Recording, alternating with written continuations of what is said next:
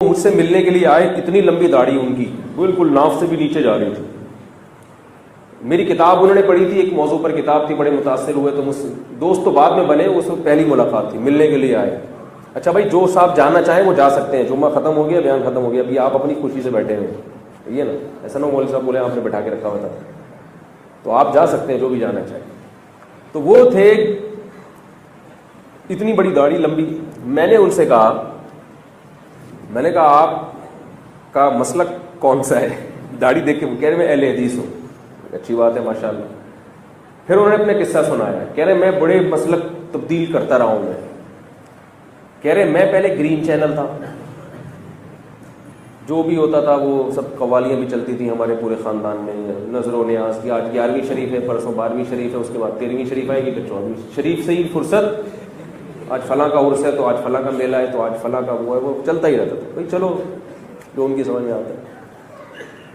کہہ رہے ایک دن میں کوئی دیوبندی مولوی صاحب مجھے مل گئے، ان کا میں نے بیان سنا کہ بھئی یہ تو بدعت ہے، یہ تو یوں ہے. تو مجھے وہ دیوبندی کی باتیں سمجھ میں آئی، تو میں کیا بن گیا؟ دیوبندی بن گیا. کہ ایک دن میں کہیں اہل حدیث کے بیان میں بیٹھا تو وہ دیوبندیوں کو بھی برا کہہ رہے تھے اور بریلویوں کو بھی. تو میں کیا بن گیا؟ میں نے کہا بھئی یہ تو بالکل ٹو دا پوائنٹ قرآن حدیث کی بات کرتے ہیں. قرآن حدیث پہ آ گیا، میں اہل حدیث بن گیا. کہہ رہے پھر ایک دن جماعت المسلمین والوں مجھے ملے، انہوں نے کہا یہ اہل حدیث بھی کیا ہے غلط، دیوبندی بھی غلط اور بریلوی بھی غلط.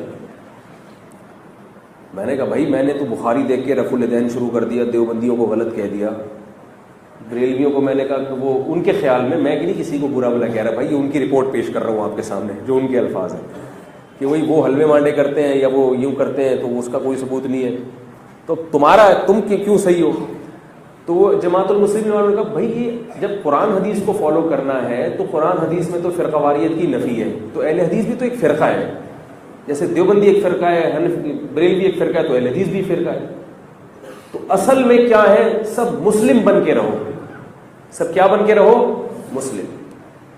اس لیے جماعت المسلمین میں آؤ اور اس کے امام کو لازم پکڑو. اور بھی تقریریں ہیں، یہ تو میں خلاصہ بیان کر رہا ہوں. تو مجھے کہتے ہیں جماعت المسلمین زیادہ صحیح لگنے لگی، تو وہ کہتے ہیں ہم کس میں چلے گئے؟ جماعت. یہی ہو رہا ہے نا، کوئی غیر مسلم، میرے پاس تو غیر مسلموں کے لباس جو نئے مسلمان ہوتے ہیں وہ کہتے ہیں یار میں ادھر گیا، اس مسجد کا مسلک ہو گیا، دوسری مسجد میں گیا ہوں، وہ والا پگڑی پہن لی، ادھر گیا ٹن مارا، وہاں سے جیسے ہم نکل رہے ہوتے ہیں نا، ادھر سے گولے گنڈے والا آیا، وہاں سے تھوڑا سا گولا گنڈا کھایا، ادھر سے نکلے آئس کریم کی دکان میں گھس گئے، وہاں سے چپلی کباب کھا کے. ایسے ہوتا ہے نا بچپن میں جب پیسے بھی ہوں اور تو سب کا تھوڑا تھوڑا ٹیسٹ. تو غیر مسلم بھی جب آتا ہے نا وہ بھی بیچارہ بوکھلا جاتا ہے. تو کہہ رہے کہ میں غیر مسلم تو نہیں تھا لیکن دین پہ نیا نیا آیا تھا، دین کو مضبوطی سے فالو کرنا شروع کیا، تو اب چینل روزانہ تبدیل ہو رہے ہیں اسے. وہ کہہ رہے وہ غلط، وہ کہہ رہے یہ غلط، وہ کہہ رہے ان کی ٹانگیں چھوڑی، وہ پتلی کرو، کہہ رہے رفع الیدین کرو، نہیں کرو. کہہ رہے بالآخر ہم نے ٹن مارا اور کہاں چلے گئے؟ جماعت المسلمین میں آ گئے. اس سے اس وقت جماعت المسلمین پارٹ 1 اور پارٹ 2 نہیں تھا. ابھی تو جماعت المسلمین کا جواب بہت آسان ہے، ورنہ جماعت المسلمین نے بھی ہمارا بڑا دماغ کھایا ایک زمانے میں. ہر تھوڑی دیر کے بعد کوئی بندہ آ رہا ہے کہ حدیث میں تو آتا ہے جماعت المسلمین اور تم حنفی بنے ہوئے ہو، تم شافعی. شکر ہے اب ان کا فتنے کا زور الحمدللہ ٹوٹ گیا. وہ ایسے ٹوٹا کہ وہ جماعت المسلمین پارٹ 1 بھی بن گئی اور پارٹ 2 بھی بن گئی. تو اب ہم آرام سے جواب دے دیتے ہیں جب بھی کوئی آتا ہے نا کہ بھائی حدیث میں آتا ہے جماعت المسلمین کو لازم پکڑو، تو میں کہتا ہوں حدیث میں پارٹ 1 کے بارے میں یا پارٹ 2 کے بارے میں؟ حدیث میں جو آتا ہے کہ جماعت المسلمین کو لازم پکڑو، اس سے پارٹ 1 مراد ہے یا پارٹ 2 مراد ہے؟ کیونکہ دونوں پارٹ یہی کہتے ہیں. اور سنا یہ اوتھینٹک خبر نہیں ہے، سنا تیسرا پارٹ بھی ہو گیا ہے، 3 پارٹ چل رہا ہے اب تو. لیکن یہ کہ یقینی ہے 2 پارٹ کا تو پتہ ہے کہ 2 پارٹ چل رہے ہیں آج کل.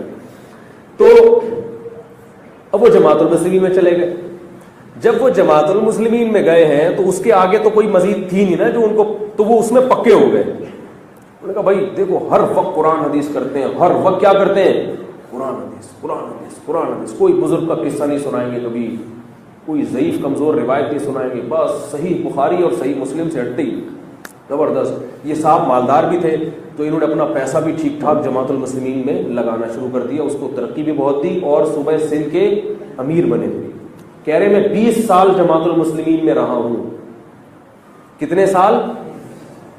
اور جماعت المسلمین کا صوبائی امیر رہا ہوں میں.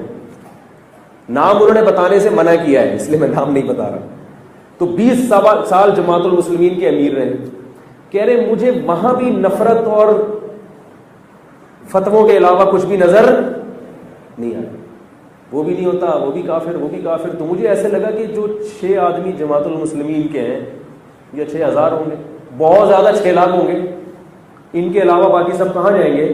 جہنم میں جائیں. کہہ رہے میرا پھر ضمیر نے مجھے ملامت کرنا. پھر میں نے کہا, کہتے میں نے جماعت المسلمین میں ایک اور چیز دیکھی کہ یہ لوگ امام ابو حنیفہ کی تقلید کو تو بدعت کہتے ہیں, لیکن اپنے امام کی ایسی تقلید کرتے ہیں کہ امام حنیفہ کی تقلید حنفی بھی ایسے نہیں کرتے ہوں گے. سمجھ رہے بات؟ اپنے امام کی ایسی تقلید کریں گے, وہ دن کو رات کہہ دے, رات کو دن کہہ دے, بس سوائے 2-4 چیزوں میں, باقی ہر آدمی ایسی تقلید کر رہے ہیں. تو کہہ رہے کہ مجھے پھر جو ہے نا وہ بھی عجیب سا لگنے لگا. اب یہ تو اللہ نے ان کی مدد کی, ورنہ ایسے موقع پہ انسان اسلام کو چھوڑ دیتا ہے. اللہ نے مدد کی. کہتے ہمارے محلے میں تبلیغ والے آئے ہوئے تھے. میں نے کہا جہاں اتنے ذائقے چکھے ہیں, جہاں اتنے ٹیسٹ چکھے ہیں, ایک ٹرائی اور کر کے دیکھ لو. بھائی قیامت میں اللہ کو تو بتا سکیں گے اللہ میں کیا کر سکتا ہوں. کہہ رہے ہم نے ایک ٹرائی ماری.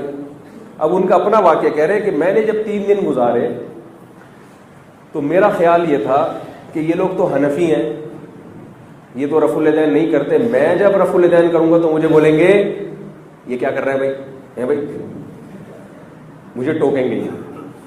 پھر میں زور سے آمین کہوں گا تو مجھے ٹوکیں گے, بھائی یہ کیا کر رہے ہو, ایسے نہیں ہوتا, ایسے بزرگوں نے ایسے فرمایا ہے. تو کہہ رہے 3 دن گزر گئے مجھے, کیونکہ اب تک کہیں جس کے ساتھ بھی یہ ملے تھے نا, کوئی ایسا بندہ ان کو ملا نہیں تھا جنہوں نے ٹوکا نہ ہو ان کو.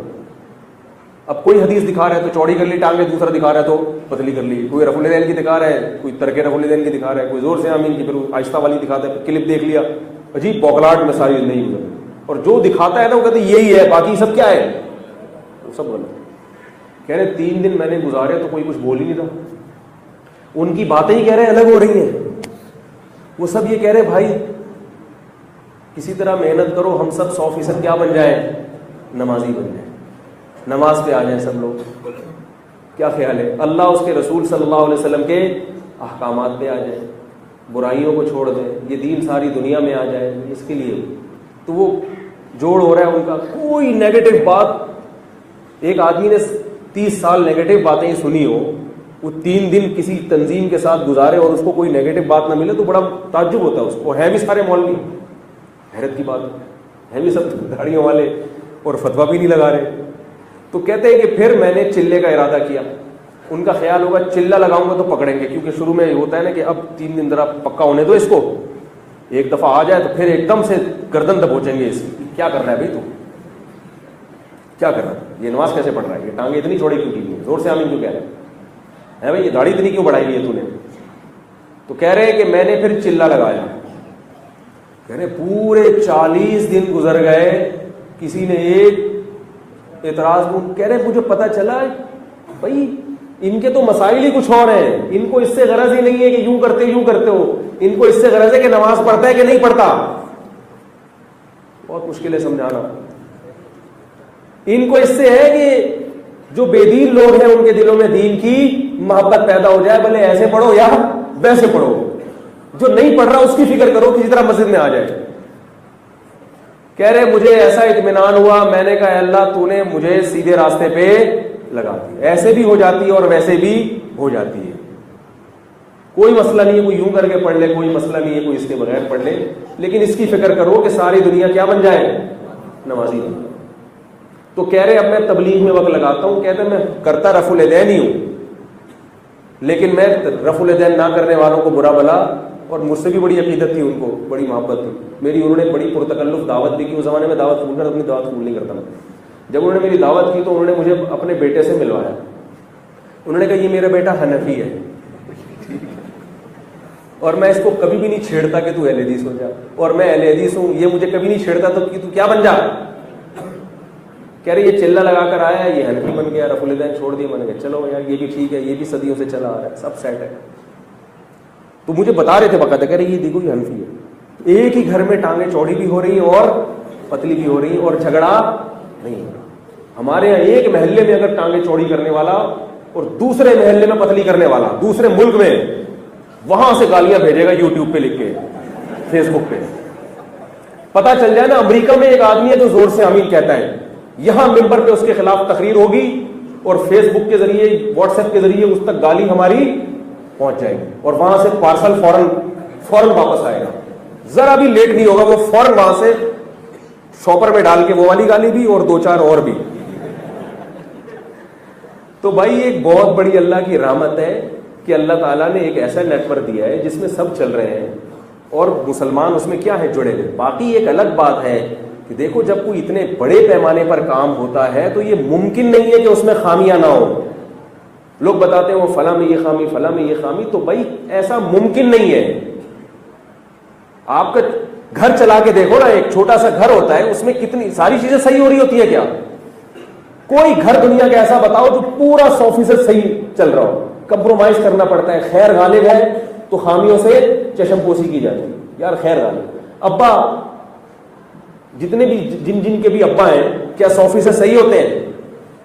بھائی لیکن ابا ہے تو بس ٹھیک ہے، غلط ہے تو بھی ابا ہے. تو جب ایک تنظیم سے، ایک جماعت سے اتنی خیر پھیل رہی ہے، اتنی خیر پھیل رہی ہے، اتنا اسلام دنیا میں پھیل رہا ہے، لوگوں میں محبتیں پھیل رہی ہیں، تو اگر اس میں خامیاں بھی ہیں تو ان خامیوں کی اپنی استطاعت کے بقدر اصلاح کی کوشش کرنی چاہیے. جتنی کر سکتے ہو، نہیں کر سکتے تو چپ کر کے آرام سے بیٹھ جاؤ.